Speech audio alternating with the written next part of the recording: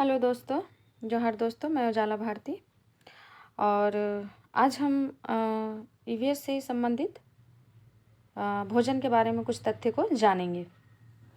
ठीक है, जो बेसिकली टेट से संबंधित टॉपिक है। तो चलिए हम लोग भोजन जानते हैं कि हम लोग भोजन के बिना जीना, भोजन और पानी के बिना जीना मुमकिन ही नहीं, नामुमकिन है। ठीक है, तो भोजन के कार्य के बारे में हम लोग जानते हैं। सबसे पहले भोजन का जो कार्य है, शरीर के विकास में सहायक होता है, क्योंकि भोजन करेंगे तभी तो हमारा शरीर विकास करेगा, तभी तो हम बड़े होंगे।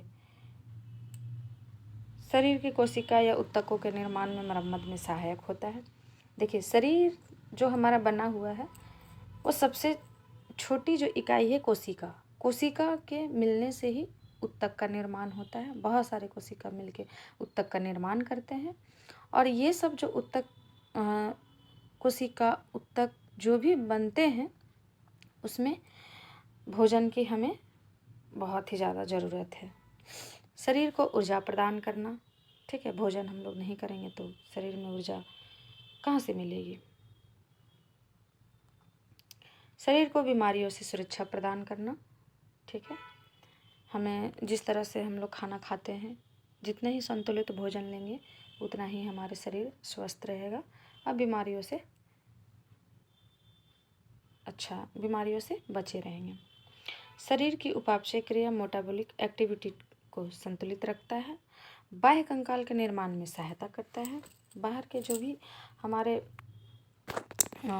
कंकाल हैं उसको निर्माण में सहायता करता है। ठीक है, अब देखते हैं भोजन के प्रकार। भोजन के मेनली 4 प्रकार हैं। ठीक है, तो सबसे पहले हम लोग देखेंगे कि भोजन जो है वो 4 प्रकार के हैं।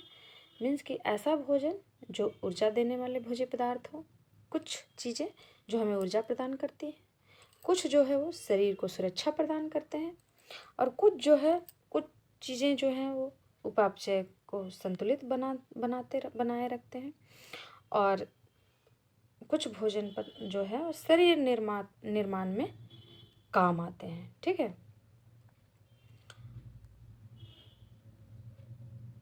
अब हम लोग चलेंगे पाचन। ठीक है, पाचन, देखिए हम जैसे सब जो बता रहे हैं इसमें मेन ज़्यादा डीपली पढ़ने का ज़रूरत नहीं है। ठीक है, कंपटीशन लेवल का है तो उसी तरह से हम बता रहे हैं जो हमें ज़रूरत है।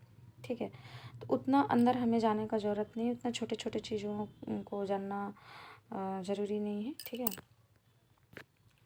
सिंपल सी जो प्रोसेस है, जो हमारा सिलेबस है, बस उसके आधार पे हम लोग देख लेते हैं।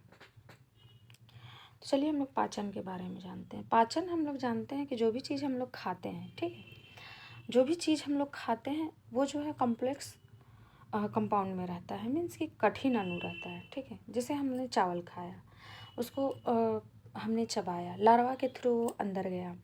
जब वो अंदर जाता है तो धीरे धीरे वो छोटी आंत में जाता है। जाने के बाद वो धीरे धीरे लार्वा के थ्रू वो डाइजेस्ट होता है। कुछ एंजाइम्स होते हैं जो कि उसे तोड़ते हैं, फिर वो तोड़ते वो उसको महीन कण में कर देते हैं। ठीक है, फिर धीरे धीरे जो भी होता है वो कुछ चीज़ें, जैसे हमने ऊपर देखा कि कुछ चीज़ें जो है वो ऊर्जा देने में काम आ जाते हैं, कुछ भोजन ऊर्जा में, कुछ जो है शरीर को सुरक्षा में, कुछ जो है उपापचय के लिए हो गया, कुछ शरीर निर्माण के लिए हो गया। इस तरह से सारा चीज़ फुलफिल होने के बाद फिर जो है वो मेन जो है वेस्ट मटेरियल जो बचता है वो पाचन के थ्रू पच जाता है। ठीक है, पच के बाहर आ जाता है। ठीक है, तो पाचन के बारे में जानेंगे, डाइजेशन के बारे में जानेंगे। कठिन अणु यानी कॉम्प्लेक्स कंपाउंड से साधारण अणु, सिंपल कंपाउंड में बदलना ही पाचन कहलाता है। ठीक है, मीन्स कि बताएं तो अभी हमने जस्ट कि जो भी चीज़ हम लोग खाते हैं वो कठिन, मतलब उसको हम लोग च्यूइंग करके, मीन्स कि चबा के उसको हम लोग पार करते हैं। पार करने के बाद धीरे धीरे वो जब डाइजेस्ट होके वो मतलब सिंपल फॉर्म में वो कन्वर्ट हो जाता है। मीन्स कि कॉम्प्लेक्स में हम लोग खाते हैं, सिंपल में कन्वर्ट होके जो भी फिर बाद में वेस्ट मटेरियल होता है वो बाहर आ जाता है। ठीक है, जिसे ही हम लोग पाचन करते हैं।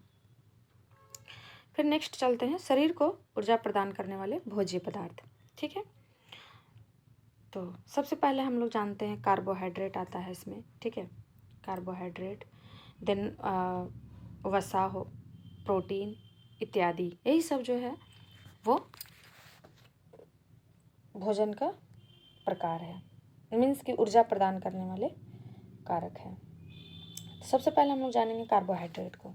ठीक है, तो कार्बोहाइड्रेट जो है वो कार्बन, हाइड्रोजन और ऑक्सीजन, ये तीनों के मेल से जो बना है वो कार्बोहाइड्रेट है। ठीक है, तो इसका जो अनुपात होता है, इसका जो रेशियो होता है, कार्बन का 1 रेशियो, हाइड्रोजन का 2 रेशियो और ऑक्सीजन का 1 रेशियो, मीन्स कि C6H12O6।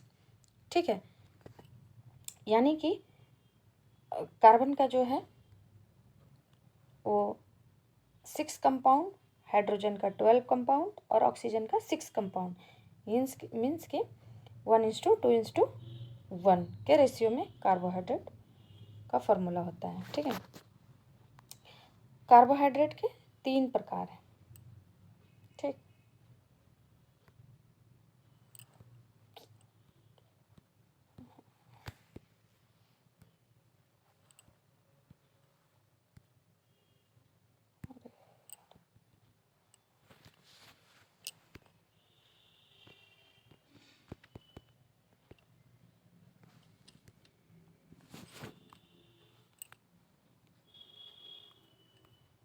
कार्बोहाइड्रेट के 3 प्रकार हैं।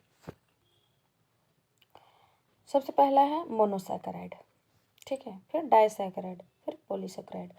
मीन्स कि मोनोसैकेराइड मीन्स कि जिसमें अणु की संख्या 1 हो। ठीक है, डाइसैकेराइड मीन्स कि अणु की संख्या 2 हो।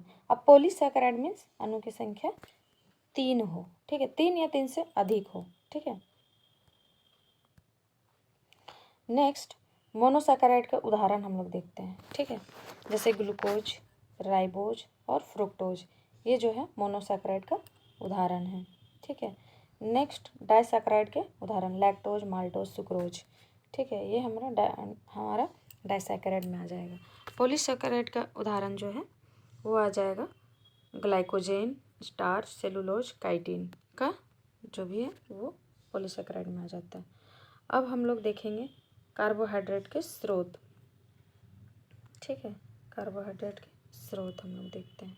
नेक्स्ट, इसका जो स्रोत है वो मेनली चावल, गेहूँ, शकरकंद, आलू, केला, मक्का, बाजरा, गन्ना आदि, ये सब से जो है वो कार्बोहाइड्रेट हमें मिलती है खाने से। ठीक है, चावल से, गेहूँ से, शकरकंद से, आलू से, केला से, मक्का से, बाजरा, इस तरह से जो भी है वो हमें कार्बोहाइड्रेट इससे प्राप्त होती है।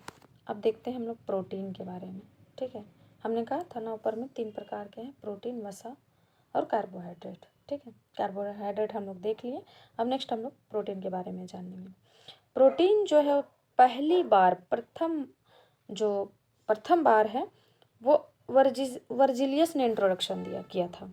ठीक है, वर्जिलियस ने प्रोटीन के बारे में सबसे पहले कहा था, इंट्रोड्यूस किया था। ठीक है, और प्रोटीन जो है वो हमारे 20 प्रकार के अमीनो एसिड मिलकर एक अणु प्रोटीन का निर्माण होता है। ठीक है, 20 प्रकार के अमीनो एसिड्स हमारे पाए जाते हैं। ठीक है, और 20 अमीनो एसिड मिलकर एक अणु प्रोटीन बनाते हैं। ठीक ना, जिसमें से कार्बन है, हाइड्रोजन है, ठीक है, नाइट्रोजन है और फॉस्फोरस है। ठीक है, ये मिलके बनाते हैं। अब हम लोग देखते हैं प्रोटीन के स्रोत। सभी दालें, जितने सारे हम लोग दाल खाते हैं सब, उसके बाद सोयाबीन, अंडा, दूध, मांस, मछली, मशरूम, राजमा आदि, सबसे ज़्यादा हमारे प्रोटीन में जो पाया जाता है सोयाबीन में। ठीक है, लेकिन सोयाबीन ऐसा चीज़ है कि अगर हम लोग सोयाबीन खा लेते हैं, सपोज दैट दाल बना के कुछ भी, तो उसमें इतनी गर्मी होती है कि उसको पचा पाना मुश्किल है। ठीक है, उसको पचा पाना मुश्किल है। तो जो हम लोग खाते हैं वो सोयाबीन एक्चुअली पूरी तरह से नहीं होता है, वो उसका फूल होता है, जिसको हम लोग सोयाबीन के रूप में मतलब उबाल कर सब्जी बनाकर हम लोग खाते हैं। प्योर सोयाबीन खाना संभव नहीं है, लेकिन सोयाबीन में सबसे ज़्यादा प्रोटीन मिलता है। ठीक है, प्रोटीन के अब कार्य देख लेते हैं। ठीक है, कोशिका या ऊतकों का निर्माण करना, ऊर्जा प्रदान करना उत्प्रेरक के रूप में। ठीक है, ये सब चीज़ें, ये सब कार्य है उसका प्रोटीन का। ठीक है, वसा, वसा जो है वो कार्बन, हाइड्रोजन और ऑक्सीजन का मिलने से बनता है, लेकिन क्या है नोट में, वो जो ऑक्सीजन जो है वो कम मात्रा में रहता है। ठीक है, वसा दो प्रकार के होते हैं, जंतु वसा और वनस्पति वसा। ठीक है, जंतु वसा, वनस्पति वसा। जंतु वसा जो है मांस, मछली, अंडा, दूध और दूध के उत्पाद, ये सब में वसा, जंतु वसा मिलते हैं। मांस खाइएगा वसा उसमें भी रहेगा, मछली खाइएगा उसमें भी वसा, अंडा, दूध में दूध के उत्पाद जितने सारे हैं उससे जंतु वसा हमें प्राप्त होती है। और दूसरी चीज़ कि हमें वसा बहुत ही ज़रूरी है, हमारे शरीर में वसा होना, क्योंकि कभी भी जब हम बीमार पड़ते हैं या फिर अगर कभी फास्टिंग करते हैं, उपवास करते हैं, उस समय जो है हमारे शरीर में जो वसा होते हैं वही हमारे लिए कार्य करते हैं, हमें ऊर्जा प्रदान करते हैं, तभी हम उस वसा के वजह से ही हम चल पाते हैं।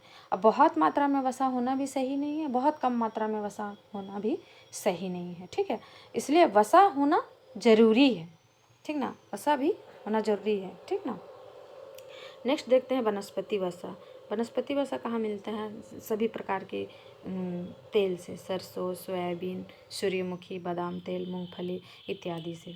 अब वसा के कार्य देख लेते हैं। ठीक है, वसा के कार्य, तो ऊर्जा का संचित स्रोत है, स्टोरेज सोर्स है। वसा जो है हमने अभी कहा कि अगर हम लोग फास्टिंग करते हैं, कुछ भी करते हैं, तो हमारा वसा जो है वो कार्य करना चालू कर देता है। मीन्स कि हमारे शरीर को ऊर्जा प्रदान करता है, विभिन्न प्रकार के चलना फिरना जो भी है वो वसा ही काम करना शुरू करता है।